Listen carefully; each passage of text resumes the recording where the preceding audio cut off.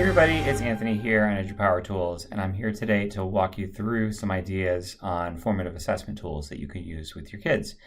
It's really important, especially now with many teachers in remote learning or in hybrid situations, that you are aware of your students' understanding of what's going on and what's happening in your class.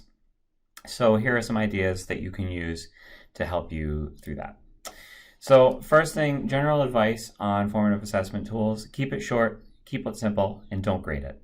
And if you do have to grade it, just give them yes, they did it, or no, they didn't do it. It shouldn't be something where students are downgraded on or anything like that, because you want to use this information to help understand what they're understanding. And if they're not understanding the material, it's something that you need to kind of go back over with them, or give them a way to figure out the information that you need them to figure out in some other way. So that's the main purpose, in my opinion, of formative assessment tools. And so I'd ask you to kind of keep those three things in mind. All right, so because many teachers are using remote tools and doing remote learning, I start off with Zoom. So in Zoom, you've got a couple of ways to collect some formative assessment material. One is just through nonverbal feedback. So remember that in your participants window, you have this window here, these buttons here, where you can say to the kids, hey, go to the participants window. Does everybody understand? Do you understand, what I'm talking about here? Or pose a question, a yes or no answer, or just a quick, hey, how you doing? A thumbs up, thumbs down, go slower, go faster. You've got all these options available to you in Zoom. Remember, they're under the participants window, so you can use nonverbal feedback to help guide your lesson there. The other thing you can do is send out private chats. You can have the kids send you a private chat. Ask kind of an open-ended question and have them respond to you in a private chat, so then you can kind of look through, see the responses, and then take the class discussion from there. And to do that, it's super easy. It's in the chat window. The students should have the ability generally to send you just a private chat, so they'd see your name here. This is how you would see it as a teacher. You'd see at the bottom of your chat window that you could put out a message to everybody in the meeting or just an individual student, and they will see that they're able to chat with you privately. And you see that you've got the parentheses and parentheses here privately, and they type their message there, or you type your message there to go to the individual student. In Google Classroom, you've got a few tools available to you to do some formative assessment. One is just using a Google form. Doesn't need to be anything fancy. This one is just an example of one question that has kind of an open response type thing. What's one thing you learned today that you'd like to learn more about? And they type in their answer and they submit it, and then you get the response. That's it. It's quick and easy and simple. Spits it all out into a Google Sheet, or you can click on the Responses tab and go through all the individual responses there. Another way you can do it is through private comments. So if you've sent out an assignment, you've posted an assignment on the classwork tab, and you want a check-in with all the students. So you post maybe an announcement on the stream saying, can you all go into your assignment that you're working on? Give me a private comment. Tell me how you're doing with this assignment. Is there anything that you need? Is there anything I can do to help you move forward with the project? And then they can post private comments in there. So that's when they have individual kind of assignments already posted in there.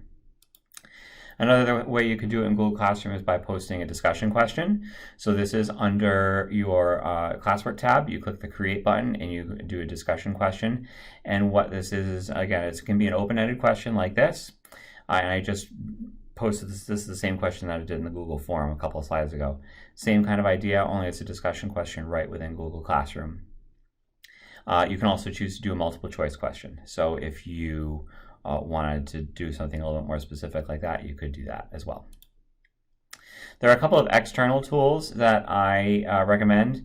One is Mentimeter. Mentimeter is something that my school has been using for a while, and I noticed today that it's the first time that I kind of checked it out this year. It seems like it's gotten a lot of updates, and it's much more powerful than I remember it being. I was kind of impressed with it, so I would definitely recommend that you check out Mentimeter. It is free. It connects with your Google account and all that good stuff, so it's not like you're signing up for an additional account or anything like that. but it is pretty awesome. You've got a whole bunch of different popular question types here: multiple choice, word cloud, open-ended, Q&A, ranking. You can do a quiz competition, kind of like Kahoot, where you select the answer, you type the answer. You've got a whole bunch of different things you can do to put in what they're calling slides. So you can have multiple slides within one kind of Mentimeter type assessment. And you can put all this information in here. You can do text, you can do images, videos, quotes, make it kind of look eye-catching and whatnot. And then you have advanced questions where you've got a couple of other options. Within Mentimeter, it is freemium, so you'll notice that there are sometimes this kind of green circle with a black star in the middle of it. That just means it's a premium feature, so it's not something you'd be able to do. That's okay though. They have plenty of stuff that's available for free in here. This is what your class, what your dashboard looks like. So I just made kind of a playground assignment here. You see that you can put in multiple slides, like I mentioned just before, where you have different slides with different question types, and you can kind of move through the lesson with these different question types. It's super easy for the kids to join. They would either on their device or take out like a phone or something like that, and they go here to menti.com and use this code to log in. So it's really easy. They don't need any extra apps or anything like that. You don't, nothing special that you need for that. Basically what you would do as the teacher is you'd create the question. So I chose a word cloud type question here. You make your settings be however you want them to be. So I'm asking for 3 entries per participant. If you want to let them submit multiple times, you can do that. You can customize it here, close the voting, hide instructions bar, choose different colors and things like that. Take your time and kind of go through that. And so this was the question that I posed in this one. Again, the students would go to menti.com and use this code to see this question. Once I kind of published it and made it live, what 3 words describe the founding fathers? So then as a student, what they would do is I did this example on a phone. They'd go to menti.com, enter in the code, and then they'd have 3 boxes to be able to enter in the words there. You click submit, and that's it. All right. If there was another slide for them to see, they'd see another slide, or they'd see that you're waiting for another slide to be posted. And then you start getting in the submissions here. Whoops, I went too fast on that one. So you'd see the word cloud here be brought right up, okay? If words are submitted multiple times, so like I purposely did smart twice. I did 2 submissions. I did smart twice. It makes the words bigger. That's how word cloud works. So you can kind of see that easily. And this is what would maybe be displayed. You'd share this screen in your Zoom session. You'd share this so that the whole class would be able to see what the general thoughts are on that. To share it, so like I said before, you send them to menti.com, they enter in that code. You can also embed this stuff into a website or post a link to a Google Classroom or something like that. They have tons of different ways to be able to share this. So like I said, you can post this link, like you can post that in Google Classroom. You could put this QR code up on the board and have the kids point their phones at it, at the screen. This is a premium feature, presentation sharing after the presentation results can be seen by everyone. So that's not available, but again, that's okay. Link to the live results. So this is what you'd want to kind of share on your screen so that they're seeing it, or on a projector if you're in school. And like I said, you can embed this into a website. So if you have a WordPress site or a Google site or a Weebly site or something like that, anything that you can embed code into it, you would just copy this embed code into it, and it would be posted right onto your website. That's something kind of if you want to keep the same kind of poll up for a longer period of time.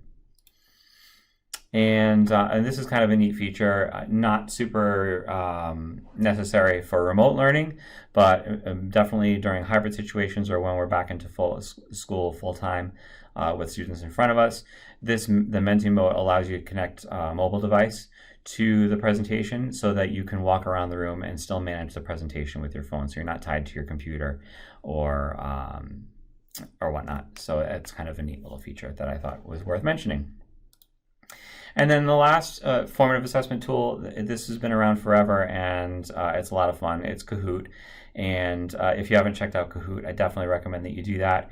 Kahoot is like a game show style quiz app type thing. It can definitely feel a little bit more formal. So you can, I would generally recommend that you use this for like an end of unit review or something like that. Something a little bit more formal, not just a quick 1 or 2 question check-in. This is something where you'd not as formal as a test or a quiz, but something a little bit more robust than just a one question kind of thing.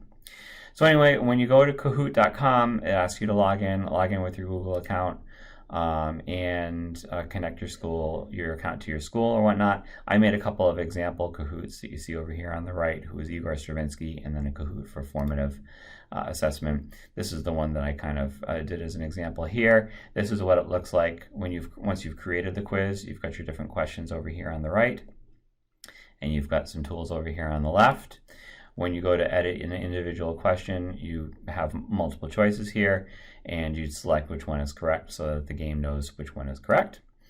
And so it's super easy to set up and super easy to use. So I definitely, if you have kind of quizzes that you already want to put out there to the kids, you mess around with that and you can create your own quizzes from there.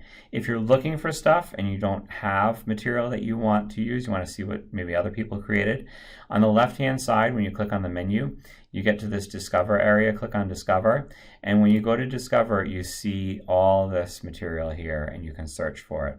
So I just chose this first one here, Pathways Superbugs, but there's tons of other stuff. Type in your topic up here and you can find all sorts of good stuff.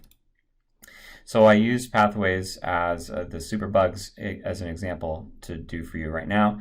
What you do when you wanted to start off one of these Kahoot quizzes is you click on play on the left hand side.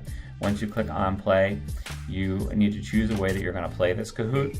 You can either teach it, so have it be live, or you can have it be assigned so that it's self-paced. So you can do it either way. Both are available. This is great if you have a synchronous session where you have kids in front of you either in class or virtually in class in a Zoom session or something like that. This is good for something that you wanted to do for self-paced learning, something that you wanted to do kind of on their own time for some kind of an asynchronous activity. Options here, so you go through the options and make sure that you check out that. Again, Kahoot is another freemium type thing where you might want to pay for an upgraded account. You certainly don't need to. They have tons of free features, so you don't need to worry about that. But you've got this orange circle with the crown in it. That means that it's a premium feature, so you won't have access to that, but that's okay. And then once you get the Kahoot started, this is the information that they have. This is another great app that you don't need to download the app. There is a Kahoot app that's available for mobile devices, but they don't need it. Just go to kahoot.it. You can do that on any computer, any mobile device, and then you enter in the game PIN. The kids can't enter in their own names, so be aware of that. You want to make sure that they're putting in appropriate names so that you see what names are popping up. So if you know it's something that you don't want to have up there, or if you are requiring them to use their real names, then you can certainly go back and kick them out and have them try again so that they get that right. So those are just some formative assessment tools. Sorry, this is a little bit of a long one, but it's got a lot of information, and I hope you found that useful. If you need any help with any of these tools or anything else EdTech related, I am happy to help at any time, and I hope you have a great day. Thanks. Bye.